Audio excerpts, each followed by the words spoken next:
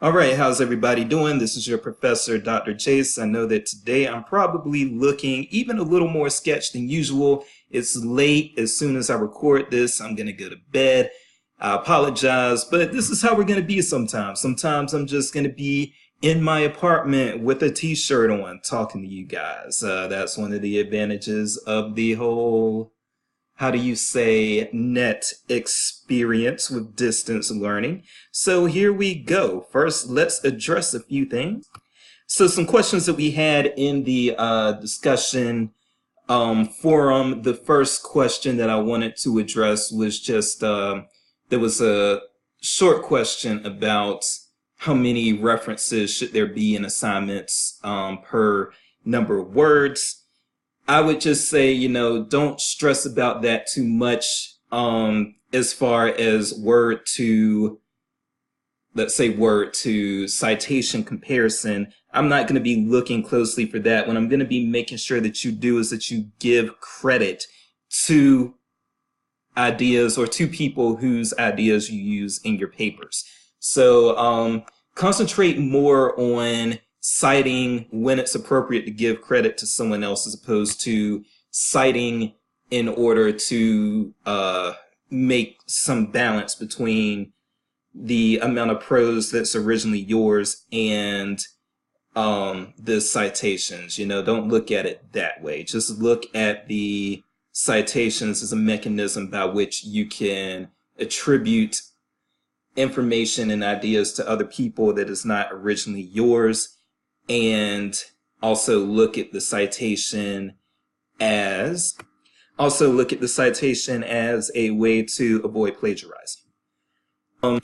I did have some questions also about the module. The module is now live, or at least it should be. It should be as of 11:30 p.m. Central Time on September the 11th.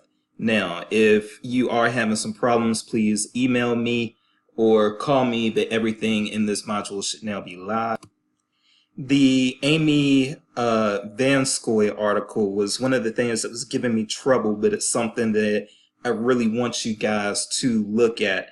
If you are not able to get to that through this link that I have provided, which is a DOI link, I was having trouble getting a proxy link from the University of Missouri Ellis Library, but if you know how to use the journal finder procedure in order to find Library and Information Science Research Journal, you should be able to locate this article that way. And if you need some help with that, please let me know. But you guys are, for the most part, training to be librarians. We have a few people who are interested in museums and some other things. But if you want to be a librarian, you probably need to familiarize yourself with actually how to look up these articles in a library's journal finder option. So having said that, please try to find the Amy Vanskoy article on your own if you are unable to use the link. However, if you are having problems with that, let me know. Now, I think that this week's readings are appropriate for what they are appropriate for what I'm wanting you to do or wanting you to learn this week. So it's not going to require me saying a lot this week.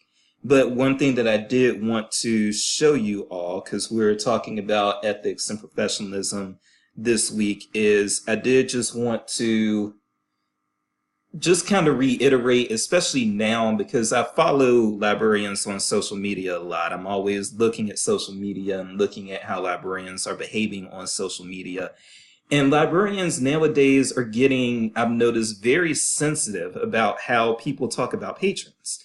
So I can remember in the past, and when I say in the past, I don't mean that long ago. I mean like 5 years or 5 to 10 years ago, because I've only been a librarian since 2008 myself.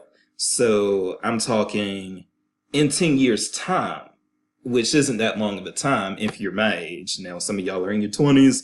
10 years might seem like a long time. Trust me, 10 years is not a long time when you're my age. But anyway, having said that, so people are getting very sensitive about how librarians talk about patrons. I've noticed that. It used to be when I first came in and when I was in library school that you actually kind of joked about patrons to other librarians. You'd be like, man, this patron said this. Man, this patron did that. Yo, these patrons, what in the world? And, we just kind of laughed because, the patrons were, they were funny. They were a lot of times, adorable. There were great things. There were a lot of things to love about the patrons. But just as I'm sure teachers get together and talk about problem students, or cops get together and talk about,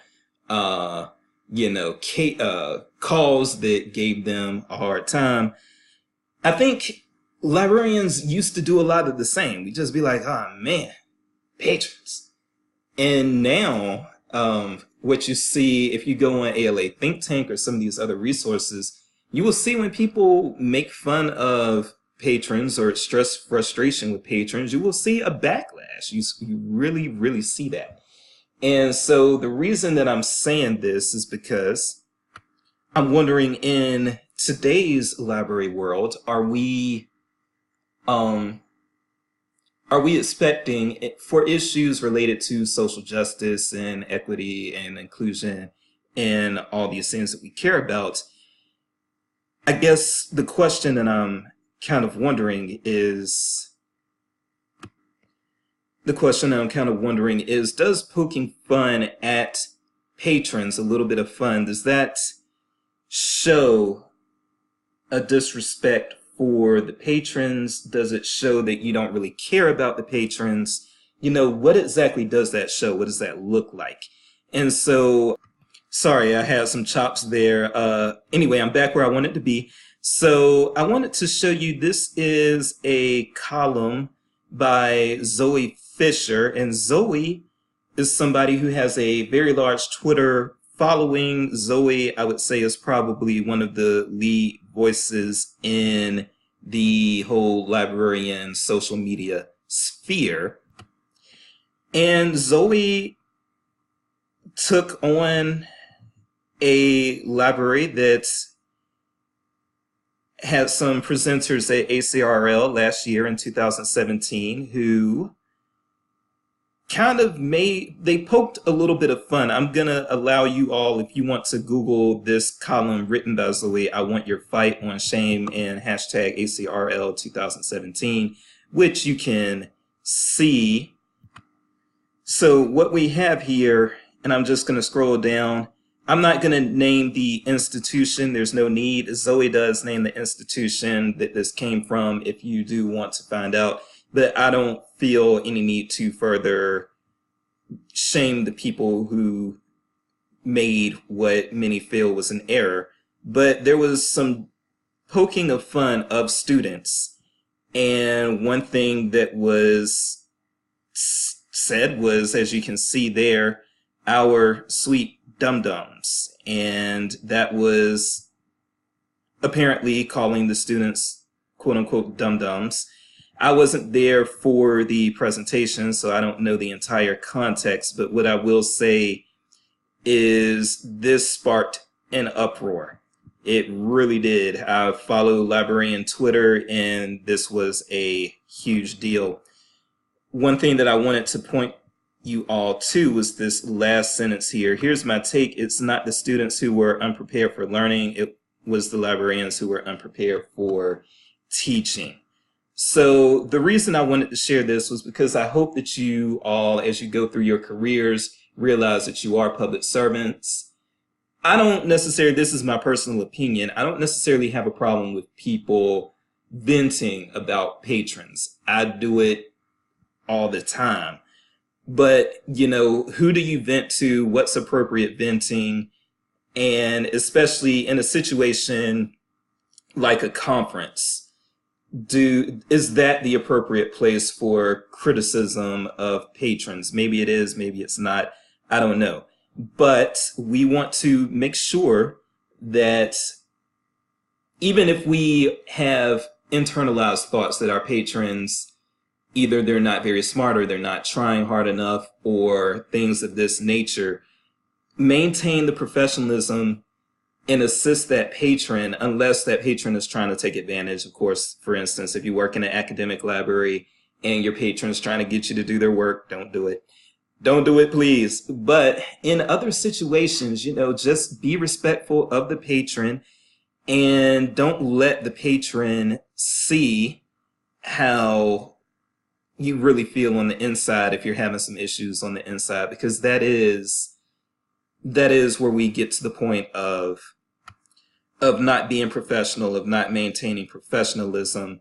And then especially like even after you are done with your reference interaction with the patron, when you are presenting at conferences or when you are speaking about patrons on social media or this sort of thing, keep some general professionalism rules in your mind there as well. Don't shame your patrons in a public space, and just maintain that respect, because I think there's a cliche saying that everybody knows something, nobody knows everything, and the patrons know a lot of things that we don't know.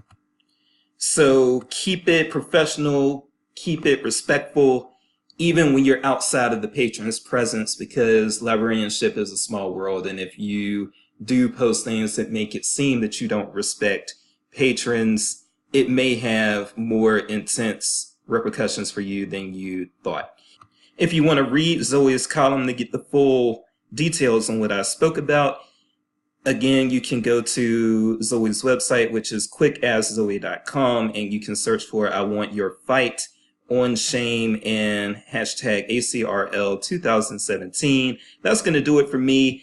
If you have any questions, email me, post them in the discussions. You all did great on your first assignments, by the way. But one tidbit that I need to point out is, yes, please include a list of references if you cite people in your assignments, in your write-ups. So you're in grad school now. Get used to citing things and having a works cited or reference page if you are citing people in your prose. That's just how we do in grad school, professional school. I didn't take off a lot for that in this first assignment, but those penalties may be stiffer in future assignments. All right, you all have a good one.